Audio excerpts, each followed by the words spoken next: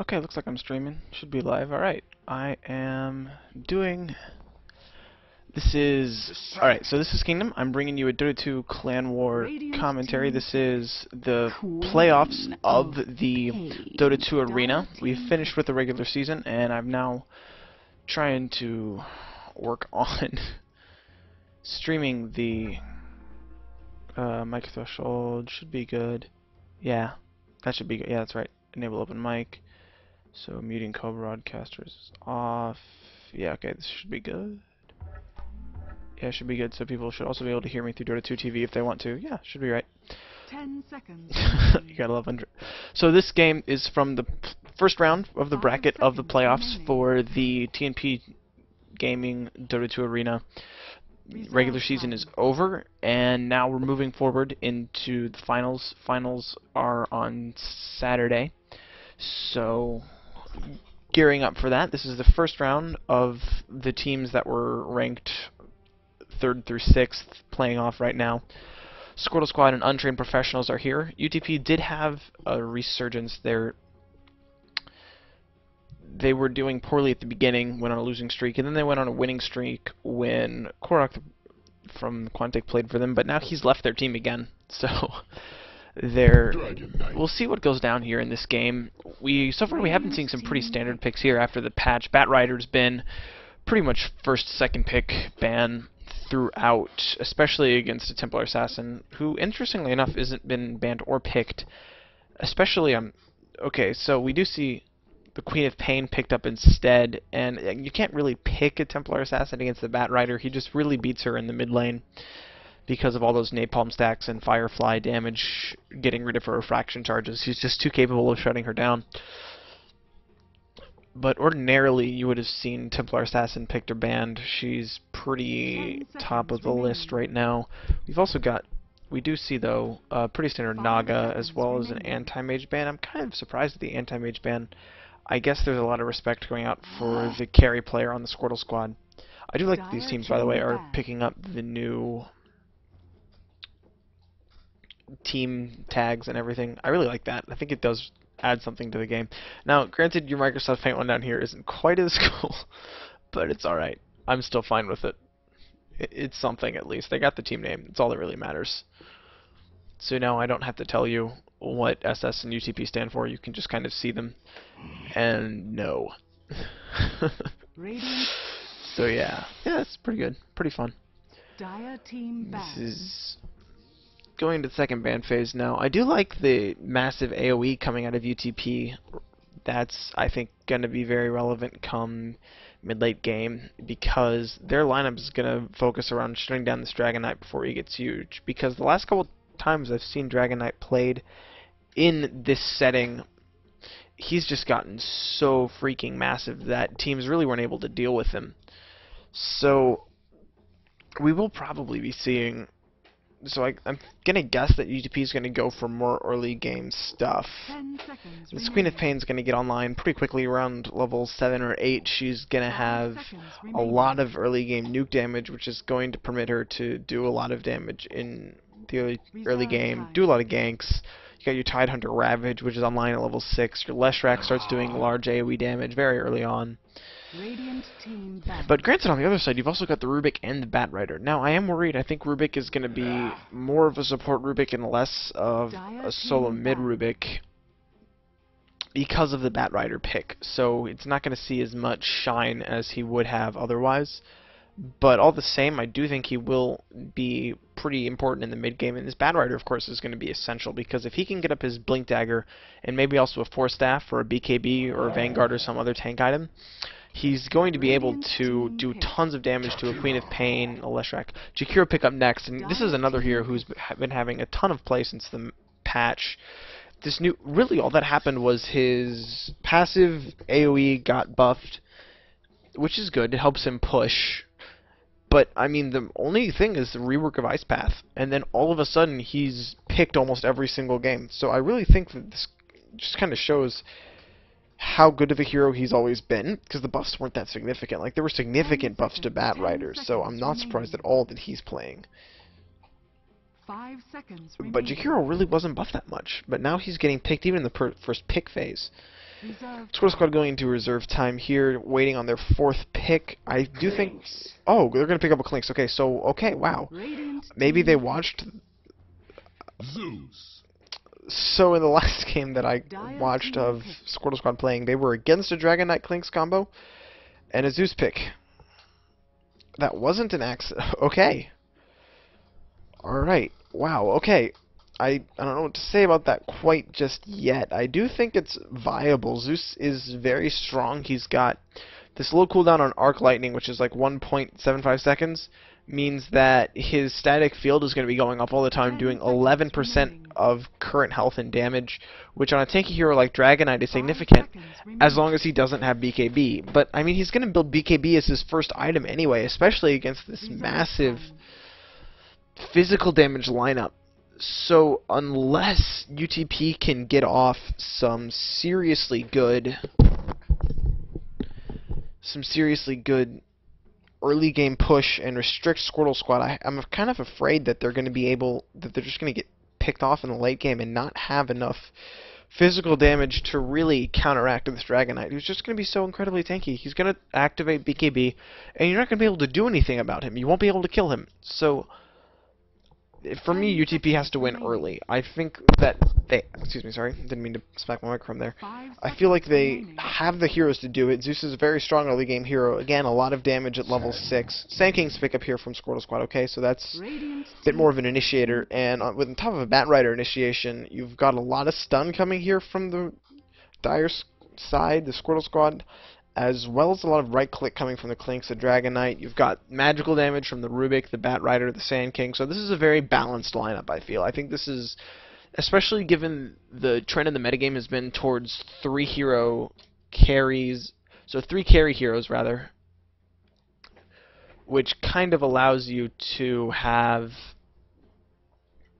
put them in a couple different places and have them farming separately. I think this is a very good way to do this, and I think it will definitely work out as the metagame continues forward. So you've got your Bat Rider farming, your Clinks farming, as well as your Dragon Knight farming. Okay, so I'll go ahead and introduce the players here.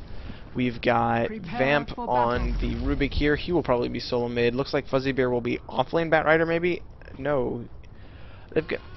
Vamp's going to be playing support, I guess.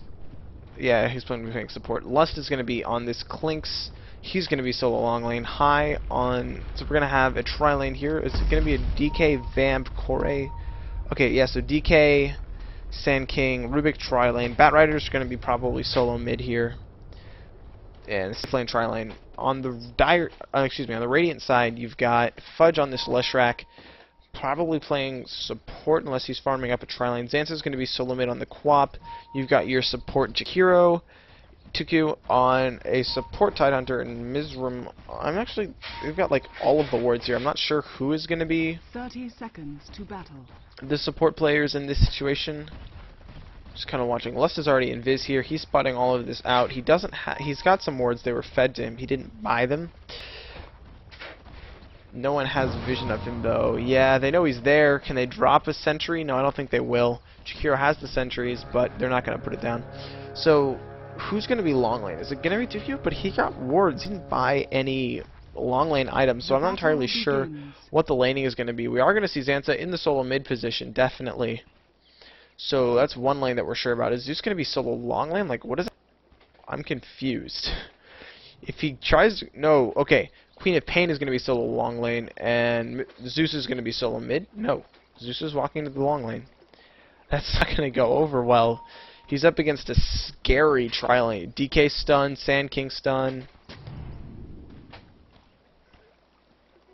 Okay. Double damage. Alright, I guess he just needs to hide and get levels. They do see that Mizram is there, so they know he's coming top. He's not going to have a good time. Like, he's going to get picked up by the Rubik, he's going to get stunned by the Sand King, and then he's going to get stunned by the Dragon Knight, and he's just going to die. He's going to feed. He's not going to get any levels, and you need Zeus to get level 6 quickly so that he can do tons of magic damage and win you team fights in the mid-game. Because this Radiant lineup just desperately needs to win those mid-game team fights so that they can push. and they can get enough of a tower advantage early on to be able to actually win in the late game over a Dragon Knight and a Clinks, who are some pretty freaking scary carry potential. Now granted, you've knocked your Clinks completely out of lane, such that he's actually just stacking Ancients now. He's not a Beastmaster, so he won't be able to get tons of farm this way, but he will at least be able to maybe get a level at some point. And in the meantime, you do have, I think, a Leshrac is going to be farming here on the bottom lane. Yeah, he looks like he's getting the farm. He hasn't split any with the Jakiro or the Tidehunter as of yet. Go ahead and taking a look at last hits early. We do see that Leshrac is getting most of the farm on this Radiant side. And Zenzo looks like he's doing pretty well mid lane against this Batrider. Batrider, of course, is a good hero for solo mid, but against Queen of Pain, who's probably one of the strongest laners, he's going to have a bit of a difficult time. His Napalm stacks are harder to get up because Queen of Pain has that blink and is able to stay back. He will get a couple of them down, but he really would against a different hero. And really, if you're playing a Batrider, you need to be able to get that harass off to be able to effectively win lane control. Illusion! So Zenzo probably will be able to get mostly lane control here, but hopefully it'll be enough. Oh, there's a disconnect. We'll have to wait for that one to go down. That's alright. We can manage waiting here. My viewer thing is bugged. I want to check and see if there's any viewers and modify my camera, but it's not working. Whatever. Okay. Just gonna ignore it. That's cool. Looks like Kling's actually lost internet connection. That could be bad. Whew. Well, yeah. So I'm not sure about these UTP picks, and that's really what's worrying me.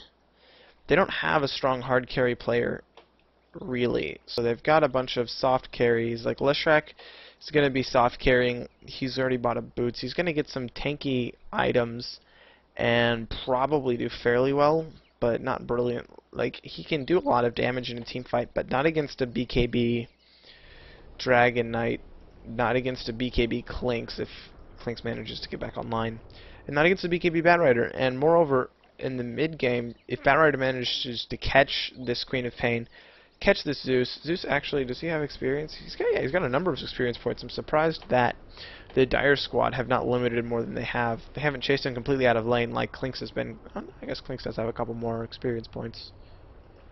What do you know? That's how it is. In the deny game, Xanta's definitely winning, beating out Fuzzy Bear by almost a level. By a little bit, just a little bit of a level there. That's an advantage, though. As you get into mid, mid's kind of a snowball position. As you start building an advantage, your advantage grows, and you get more of an advantage, and then you start winning, and then next thing you know, you're strong enough to kill your enemy, and then mid lane is just lost completely. It's not swinging back and forth like tri-lane versus tri-lane or something like that, so it's pretty stable. So the fact that Zen's is already doing pretty well and has a little bit of a level advantage should pan out to him winning the lane, provided he either provided that he doesn't have unsuccessful roam or that Batrider doesn't get a gank coming in. Ganks could go the other way, though. That can always happen. I'm not particularly sold on this lane. Man. This sucks. It's quite a wait. Worried about this Clinks reconnecting. Just failed. Internet failure, I guess. I do, of course, because I'm a broadcaster slot. I'm not normally in a broadcaster slot. I don't get to see all this stuff going down. This is funny. I love how the one thing I like about this league is people are pretty casual and they make some pretty good jokes. So, pretty funny. This tri-lane does seem to be doing pretty well. I think they've got a level. No, actually, the Radiant tri-lane is doing a little bit better, despite the dire pull advantage. I think this partially comes from Jakiro just being. So Jakiro's got Liquid Fire first. I think this is definitely the right choice for a support Jakiro. He's going to be able to add some AoE damage, some harass if Clinks shows up. And it's also going to let him clear out this stack that he's built up. So I think this is definitely the right choice for this game. In combination, if he gets like one level dual breath and then maxes Ice Path first, Liquid Fire, he doesn't need to do the nuke.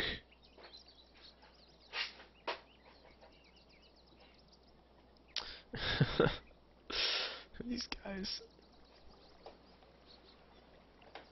I'm totally fine with all this tech stuff. It's great. Man, just waiting.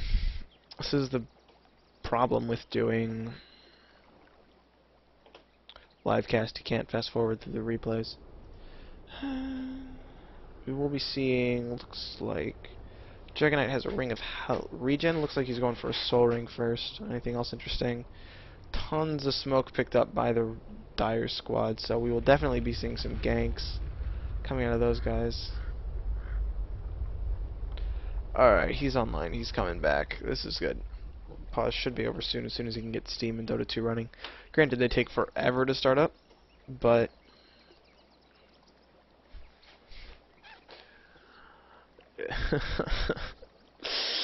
these guys are so harsh. Man, High is getting none of the love here. UTP players are just being so aggressive when it comes to this chat. Maybe this will carry over to their gameplay. Just wait for Klinks to get back. He's got a last hit. Man, he's doing really well. That's the important thing on a Klinks. I worry about him in that offlane position as a Klinks. Always worries me. Because he doesn't get the farm he needs. And Klinks, he needs that Orchid, he needs all those items that he typically uses. Orchid, a Crystallis, something like that. Maybe a tank item if he wants it. Attack speed items. In order to do the kind of DPS that you really need a team to do. Oh man, it's a tactical pause now.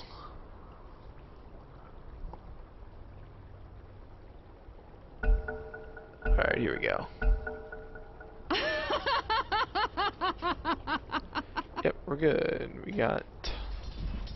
Alright, so with this illusion rune, looks like Batrider might be able to get it back into the middle lane a little bit. He will still be a little bit down. Yeah, he's going to take some nuke damage here from Zanzo. That could be... he'll survive that. He's got a wand. He's also got a salve, so he will just heal up just fine. No big deal. He can handle it. He's a big boy. Alright. I'm also surprised that we haven't seen a kill on this Zeus yet. He's been very far back. He has actually gotten level 2, so he's able to do static field arc lightning damage. Which, I mean, granted, isn't that much early game, because it is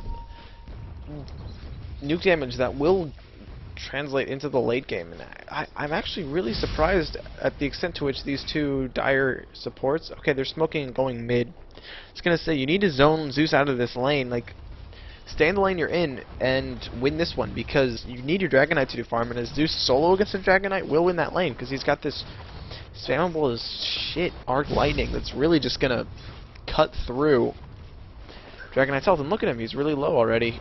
Moreover, he's using his Soul Ring to try and get mana, but he's not going to have the mana there. Oh man, the smoke was a wraparound. That's what they were doing. I do believe that Mizram is going to die here. Oh no, he's going to try and teleport out. I think the stun's... No stun in time. He barely made that one out. Unlucky. Waste of time there coming out of the SS supports. That's really unfortunate. In the meantime, the push is going on the bottom lane. Edict was used, countered by a glyph, which means it's not going to do too much damage, only half of the tower's health. They will... So, we do see Leshrek's got 3 levels, 2 points into Edict, and it's going to come off to cooldown now, and Glyph is gone. Creep Wave is also gone, so I believe tower will go down. Yeah, it's going down. It's also taking liquid fire damage. I mean, this is a very good pushing team, and so this is what the Radiant squad really needs to do in order to... They need to get an advantage early, and then they're going to have to be able to keep it. Unfortunately, you've also got a tri-lane on the top that's pretty capable of pushing. You've got a lot of creep clearing ability from this Dragon Knight, who's maxing Fire Breath, from this Rubik, who's maxing Fade Bolt. So they will be able to push the tower, not by doing tower damage, but possibly by doing some damage. Oh, Leshrac will kill Klinks here. They drop the Sentry Ward. It's there. Tidehunter will get tossed back, but Vamp needs to be careful. He's late to save the Klinks, and he could end up dying himself. Push looks like that over. Oh, solo kill Death by comes the Queen of in at Pain the with her ears. ultimate. Managed to pick off the Batrider. Batrider did not have his ult. Yeah, he was just short of his ult. So Queen of Pain took the split second where she was a little bit of a level ahead and managed to kill the Batrider before he got his ult off. Because if he'd had his ult, this would be completely different. Zanza would not have been able to get that kill. And so now Zanza's definitely won this mid lane. So we do see the Radiant squad have won 2 of their lanes. Dire's middle tower This is a weakness under of a attack. solo long lane. Clinks, in my opinion. He's not been able to do anything. Now they've switched. Vamp's in the solo lane now. Clinks is moving mid. Batrider's hoping to get his level 6. He'll get it in about one last hit here.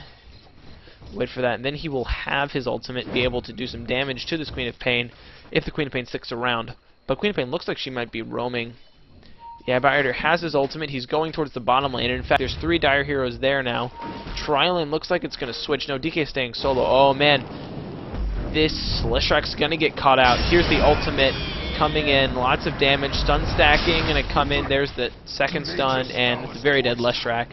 Other 2 get out, though, so 4 people roamed and only picked off your Leshrac. Granted, he's your farmer in a tri-lane, but even still, it's not like an anti-mage where if you kill him a couple times, he's completely shut down for the rest of the game.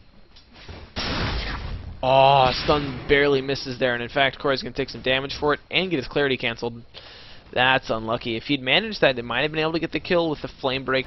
It's kind of iffy, though, because she still has her blink, and she's also survivable already. She's got 720 health. I don't think they could have done quite that much nuke damage. Now this Clinks has been shut down pretty hard. He's only level 3. He's gotten 4 last hits, and you really need your Clinks to do well. He's one of those heroes who needs a lot of gold to really be as effective. It's not like a Windrunner who would be good. Clinks only has 1 active spell. Well, I guess Windwalk, but okay. He doesn't have any passive skills. But you see what I mean? Like he's not like a Windrunner where she can cast all of her spells at level 14 when they're maxed and be just as, granted not do as much physical damage as she would with a bunch of farm. Whereas this Clinks, he's not going to have the kind of game impact you pick a Clinks for unless you get him to farm imps. And so sitting here on this long lane with 4 last hits at 7 minutes is not going to help him out. We do see Batrider coming in here for a gank. He's got his ultimate up again, but the Radiant squad see him come and back off. This ward spawning it out. This courier might be in trouble. Batrider didn't see it. But now that this Dire supports have rotated, Mizram has gotten his level 6 also, so the next team fight you're going to have to worry about on all of a sudden 210 nuke damage coming out of nowhere. No one's going to have their BKBs up that early. And then on top of that, you've got this Quap doing her nuke damage. She's invisible too. She's sitting here, and Batrider doesn't know she's there. It looks like she's going in. Yeah, there's an ice path. It's going to hit. This is a very, very dead Batrider. Jakiro will get the last hit there. Did he drop his ult for that? No, he didn't. He didn't have his ultimate. It was the ice path that he dropped. Meantime, it looks like Zeus will be going down here to the Dragon Knight ultimate form. We'll get the last hit there with a ranged attack.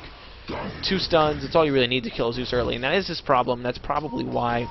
Oh man, Rubik has gone in. He got the deny off, but he might pay for it with his life. Definitely, yeah, he's going down here. Leshrak will get that kill there. So it is looking like the trades are going favorably for the Radiant side. They're getting more kills out of it, and they're also doing a lot of damage. Dragon Knight has not gone for a BKB rush. He's actually gone straight for a Morbid Mask. And again, against a Zeus, I feel like this is not the right choice. I think you should definitely get the BKB as fast as possible. Get your treads, BKB right away. Meantime, we've got this tower push going bottom. Radiant squad have 3 heroes here. It's all they need. Tidehunter has Ravage. Granted, he doesn't have mana for it, but let's not really... Let's not nitpick here. He's going to take some tower damage. He needs to back off. He's not that tanky yet. This will be a tower kill, I believe. Zanza will get the last hit, or is it no? Deny will go down here. Rubik will be able to get the deny. Question is, there going to be any kills? Yeah, it looks like there will be. There is a Batrider ultimate available, but no. Here's the humongous Tide ultimate, followed by damage from the Jakiro AoE. Zanza will get picked up by the Batrider ultimate, but it will not quite be enough to kill her. She'll get a Scream off and get 2 kills. Jakiro, too tanky, kills the Clinks before he dies. Rubik does get the last hit there, so he's got some... Oh, no. Are you serious? Dire's bottom tower. Mizram just got a solo kill on the Dragon Knight in the meantime. Oh, snap. So we end up going 4 for 3 there. And this tier 2 tower did fall. It wasn't taken. Granted, I believe it was denied. Rubik got the deny. Yes, he did. So he's now denied 2 towers. Great play coming off of him. Still doesn't have boots. Level 8 doesn't have boots. That's this game for you. Oh, man. The Sand King's about to die, too. Genko's top lane. We've got mana boots up on both of these heroes, so they're going to have the mana to continue this push on the top lane. And this is the kind of advantage that UTP needs to take in order to continue this game out and win it in the end, because otherwise your Dragon Knight's going to get huge. He's already got a Morbid Mask. Looks like he's going for a quick Helm of the Dominator, and that will allow him to have some early game tank. He doesn't really have the attack speed. Probably finish some treads also, but it'll give him survivability in a clash because there's not a whole lot of lockdown on the Radiant side, and the lockdown that they have is a Tide Ravage, easily missed Split Earth, and an Ice Path, which granted is max and has a 9-second cooldown and a massive AoE. But even still, you can miss it. So, I don't know, I still feel like he should rush a BKB and should not bother with the Helm of the Dominator until he has that BKB. Klinks will take a tower mid, and this is what Klinks is good for, just taking towers while the enemy team is somewhere else. But I mean, you're about to lose your second to last tier 2 here at 11 minutes. Oh, is that a Ravage? No, it's an Anchor Smash. Got excited for a second there. Klinks will get a Haste Rune. He's going to go bottom and take that tier 1, which is very good on his part. Jakiro has his ultimate up. Tide does not. It's cooling down in 20 seconds, though, so if SS want to go in, they should do it now before Ravage is up. Otherwise, they're going to lose the chance that they have. No, looks like... Yeah, UTP wants to delay this. I think they should be pushing aggressively like this. Yeah, that's a good initiation, but no one's there. I guess it was just for vision? Okay. Not asking questions. I'm just...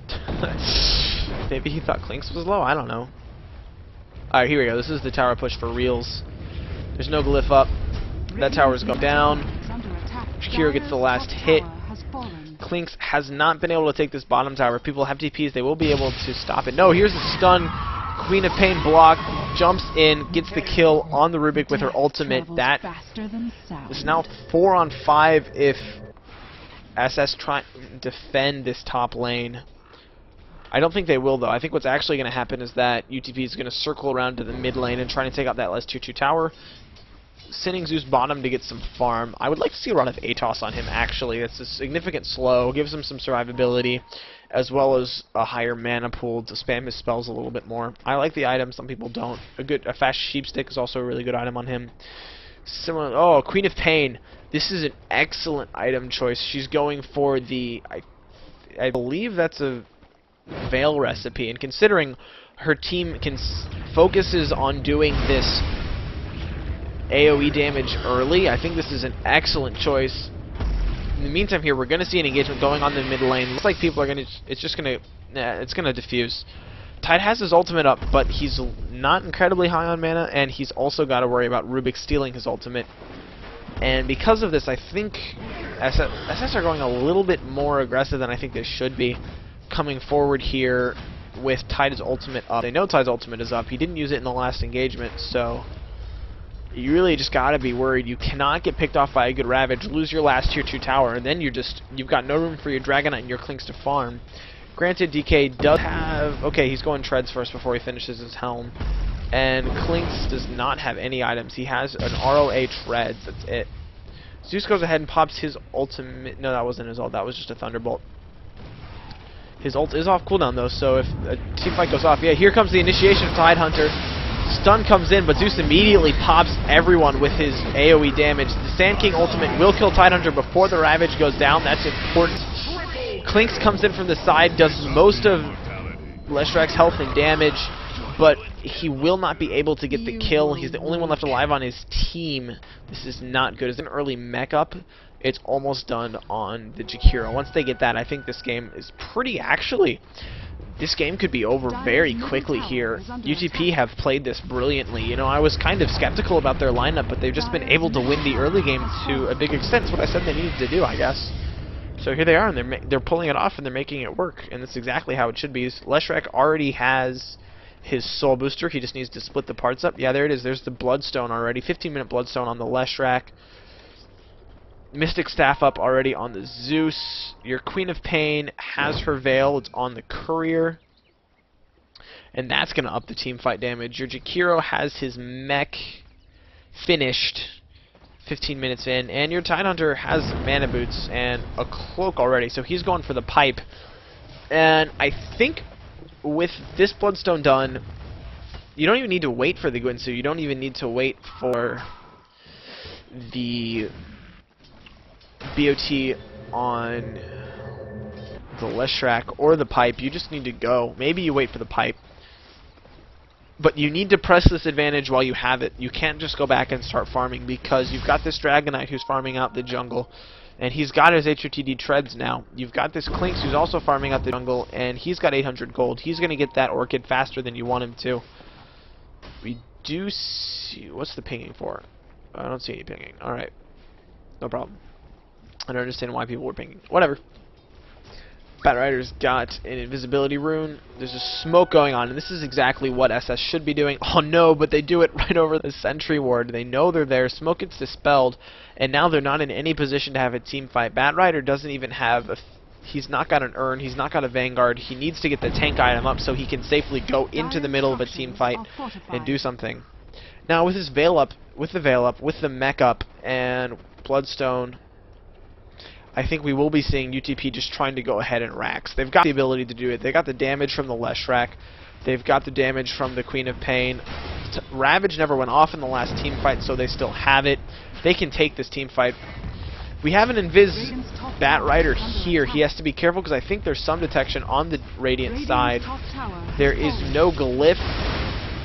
So, okay, we do see a tier 1 tower going down. Oh, the blink in from Queen of Pain. She's gonna get the kill on the Batrider. That's bad. This is definitely gonna mean a tower down. Clinks isn't in position. Tidehunter's still here with the Ravage. Granted, you dropped your Quap ult and your Zeus ult when you didn't really have to. Oh no, Tidehunter's getting picked up. If he can get killed before he Ravages, no, that won't be able to. Is this Rax gonna go down? Is this really gonna be a 17-minute Rax? That's incredible. I did not expect this happening. I thought there was enough anti-push on the Dire side. I guess not. Zeus here, granted, he's still pretty squishy. He's doing his best. Yeah, it looks like this Rax is going to fall. Yeah, there goes the range. Here comes the melee. It's down. These guys need to back out now, though. They cannot push their advantage because you've still got this Dragonite who is getting a farm up. He's got HOTD. He is 2,900 gold away from a BKB, which I'm assuming is his next item. If it isn't, I'm going to be very disappointed. It's definitely the item that he needs to build. And it's definitely...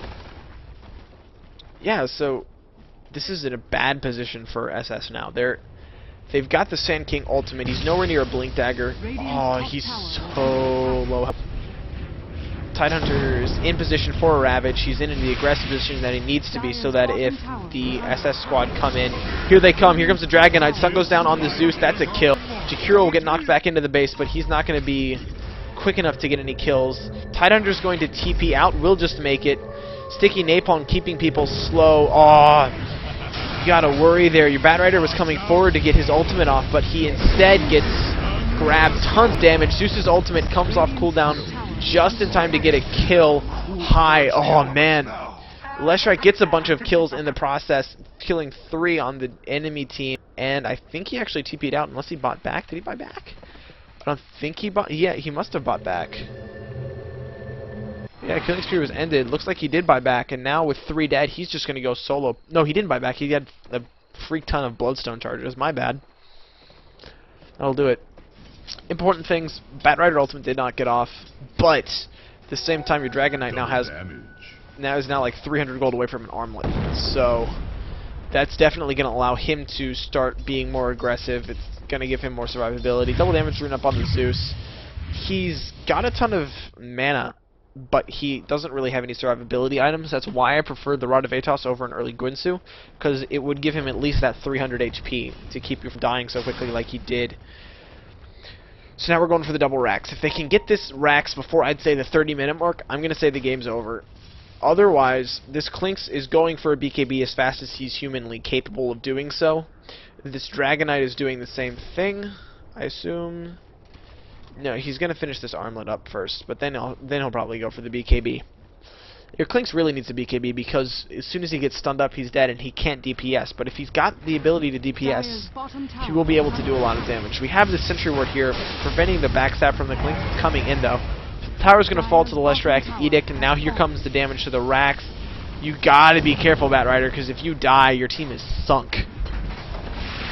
We will see damage getting popped around. There's a lot of AoE damage from the Dire squad, but also keep in mind that there's a lot of... Oh no! Klinks is getting caught out. He got into the range of the Sentry Ward. He's just out of it. He will die, barely to the Queen of Pain. Damage over time, and that's not a good way to start out your team fight in the base. Quap ult's going to get dropped down. That means Zeus will get a kill on the Sand King. Bat Rider will fall to the Leshrac damage over time. Zanza might fall here. Dragon Knight's doing some damage, but no, it's not going to be enough. Instead, Leshrac gets a double kill. He's coming back in. Here's your second Rax at the 21-minute mark, and I do believe this is GG. Yeah, that's Zeus called by the Bat Rider. Just too much early game. This is a brilliantly played early game by UTP. I didn't expect them to do this well after Korak left, but they've proved themselves to really come a long way as a team. Just excellently played early game push strategy against some heroes with some serious anti-push. You always got to be careful pushing against the Bat Rider because he can pull you out of position and get you killed. Klink's not as good at counter pushing as he is at split pushing and doing more damage. Dragon Knight, a very strong, tanky early game hero. Sand King, so hard to push against if he gets his ultimate off. But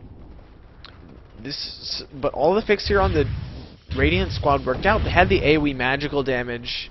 They had the tower damage from the Leshrac and the Jakiro. They had the creep clearing power from the Jakiro, from the Zeus, the Queen of Pain, and they really just made it work. It wasn't. I definitely was worried about their draft at the beginning, but they really just made these picks work for them, and it definitely made something which I was a little... So, okay, there's your Ravage. This is...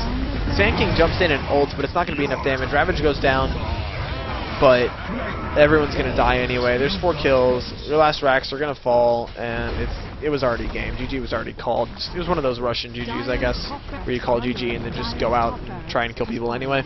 Unfortunately, it didn't pay off. I like to see it when it pays off because it makes the any team think twice about how far ahead they were. But as it is, Mega Creeps are up 20 minutes in. You can't counter Mega Creeps. Now, granted, if this had gone late game, Mega Creeps wouldn't have meant anything because you've got a Dragon Knight and a Klinks who are 2 of the scariest late game carries in the current patch.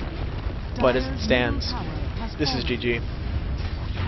Thanks for watching, guys. I will probably be casting the next game also. It should start at 10 p.m. EST.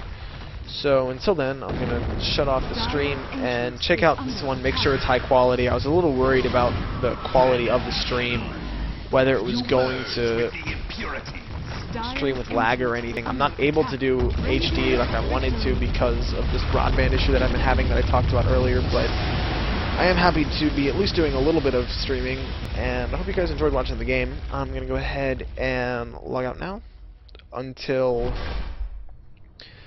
the next game starts, because it's in a little while. But thanks for watching, guys. This is Kingdom Off.